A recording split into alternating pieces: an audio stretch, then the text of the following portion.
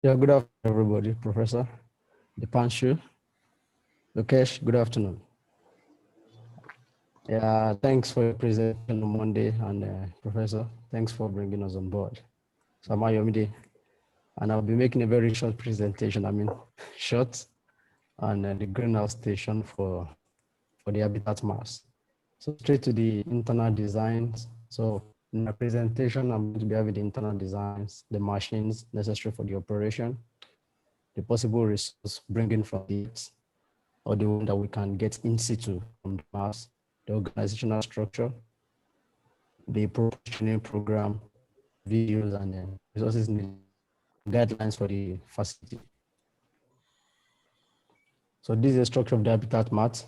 And here where I have the green cycle is where I have the greenhouse for the greenhouse station facility. So the internal design of the greenhouse station.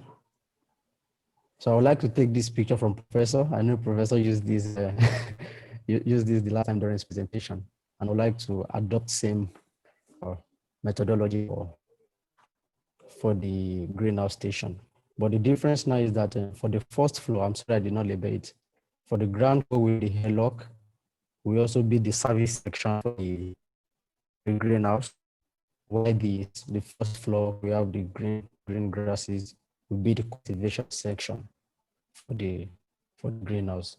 And while the upper chamber will be the dormitory where the astronauts can sleep and have time to do that. So by the way, the purpose of having greenhouse in the Mars is to be able to support life system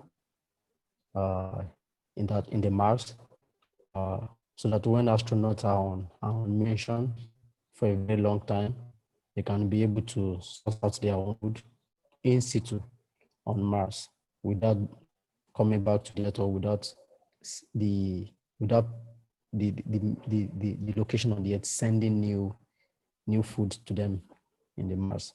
And also the greenhouse will also contribute oxygen needed for the astronauts throughout the lifetime of the mission. So straight to the applied technologies. So as I've said earlier, from my ground floor where I have the airlock, we also serve at the service section for the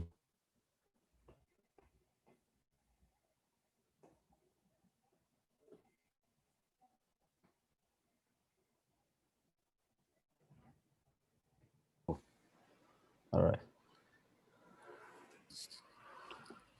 So for the ground floor, which I'm going to use for the airlock and the service section, we'll have some subsystems like the nutrient delivery system for the greenhouse, the atmosphere management system for the greenhouse, the thermal control system for the greenhouse, power management system for the greenhouse, illumination management system for the greenhouse, and the control and data handling system for the greenhouse. So these are going to be the subsystems that we will be using for the service section to feed the greenhouse section, and to also feed the cultivation section of the greenhouse. So the first floor where I have the green section will be the cultivation section for the greenhouse, where we have the cultivation racks, the cultivation trays. We have the pipes and the fittings coming into the plant systems. So as I've said, the cultivation system will be a fixed shelf plant cultivation system concept, which we can move the product in a line type system and then into harvest, climate, and pathogen control.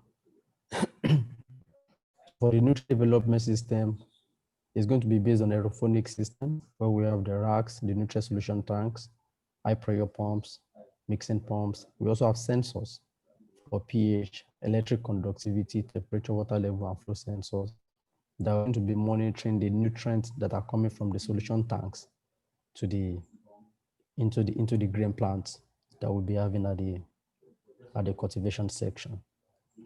So from the nutrient development system, I move to the atmosphere management system. The aim is to create a climate condition for the plants to facilitate their growth. Of course, different plants thrive in different climate condition and in different atmospheric conditions. So the atmosphere management system, or the air management system, will also be in charge to interact between the deviations from the gas exchange, the CO2, the O2. As the astronauts give out the CO2, the plant takes them and they give us the O2, which is going to also enhance our living in the in the station, in the facility. So I go to the thermal control system. The TSC employs an active cooling approach. The TSS actively dissipate the bulk of heat that is produced inside the greenhouse. That is the aim.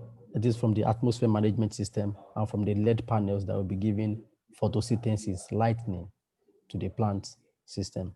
So the baseline design for the TSC consists of 3 dissipation system, the water cooling system, air heat exchangers, and the radiative surfaces for passive heat dissipation. So this is an example of a thermal control system that have been used in one of the facilities, one of the greenhouse facilities.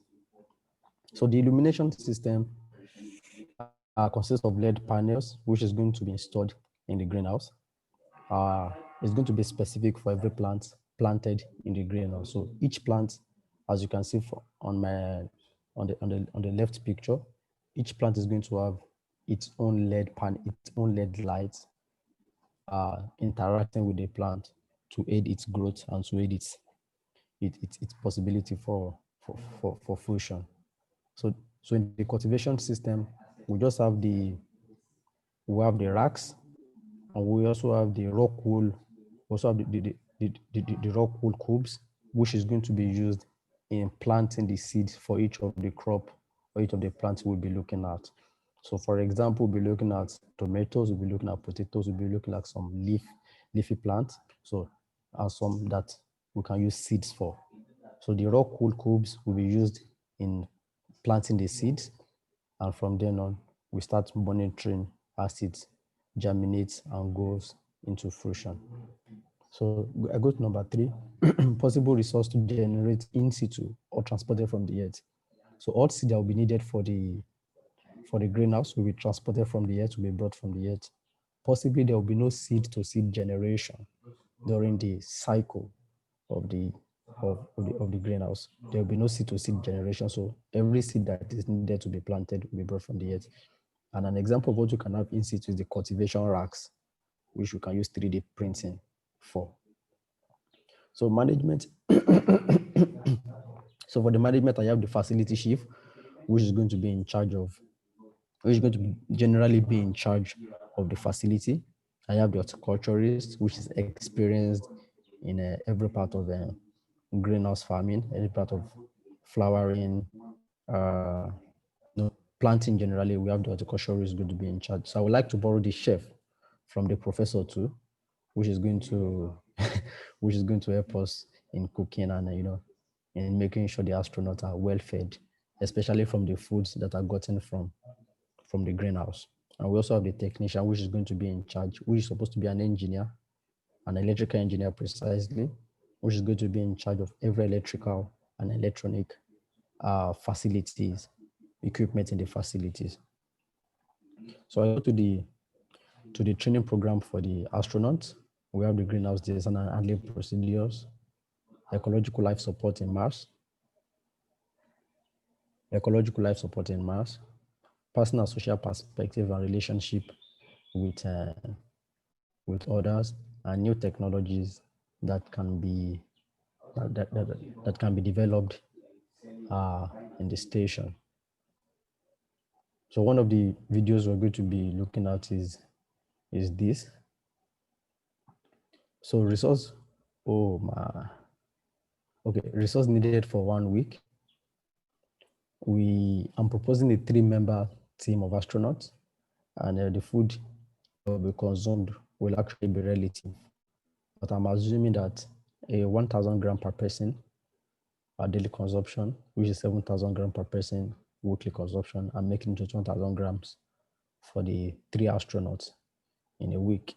So I'm proposing a 2.5 liter of water per person in a day, making it about 53 liters for the 3 astronauts in a week.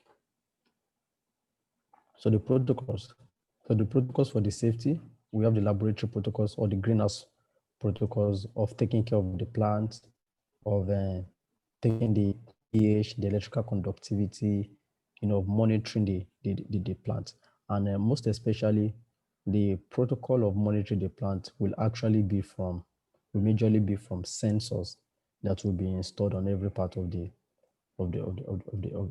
greenhouse. So wearables, I like to take this also from Professor. Wearables and data collection protocols, heart rate, calorie consumption to monitor the consumption of calories from each astronaut, physical activities, and other things that are related to the health of the astronauts. So protocols for dealing with psychological balance and emergency, and protocols for simulation to deal with accidents in the greenhouse. So protocol for occupancy and entertainment, I have the relaxation center, the communication with family and friends, which is very important. Physical exercise in the gym, using the treadmill or other equipment to keep the body in shape. So protocol for food microproduction. We have the cultivation, maintenance and detection of management plants, food collection, rotation and disposal of the plants. I think I take some of this from Professor. Best time for irrigation, and a male and female pollination, plant cycle and plant lifespan. So the major thing that can be printed, that can be used, that we can use 3D for, I think is majorly is the cultivation racks and other electrical components or electronic components that can be manufactured on the in situ on the station, the cultivation rack and some other electronic or electrical components. So the spin-offs that could be applied is the greenhouse farming. Of course, I come from Africa, Nigeria precisely, and then we begin to have some weather issues which is affecting the way food are being produced there due to climate change. I believe a well-structured greenhouse farming in a large scale, low cost, can be adopted, and it can be applied to arid regions, especially in the sub-Saharan Africa. And also life support systems can also be adopted.